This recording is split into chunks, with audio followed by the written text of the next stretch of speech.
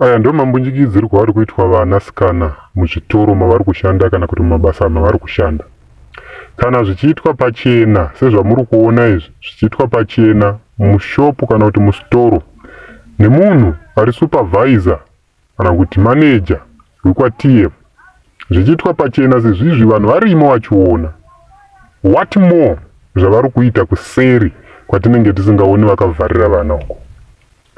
What more zvavanoita havakururi here vana mabhurugwa varume ava? Ndo nhubu idzi dzatakagara tichitaura tichiti hurumende yatinayo haina hanya nemushandi. Izvezvi tikati ngatitorei maDNA, dzimba zhinji dzakatakura vana vemashefu ekumabasa.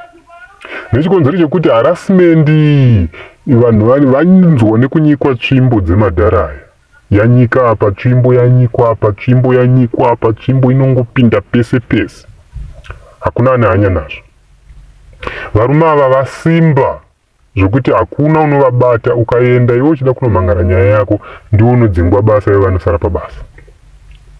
Saka achaponesa vanhu kana kuti acharwira vanhu ndiani?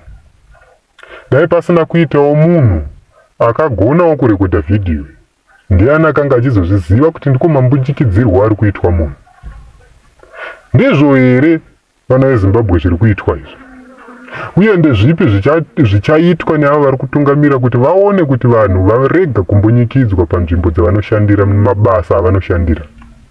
Sexual harassment iriko, yakura yakomba moto, takaiona, tiri kuiona uye ticharamba tichiiona.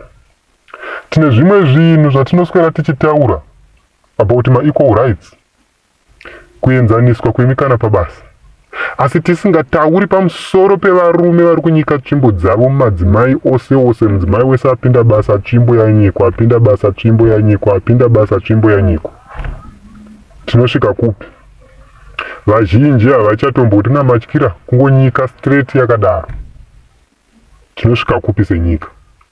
Vatungamiri dai vaita zvimwe zvinhu, vagadzirise nyaya idzi.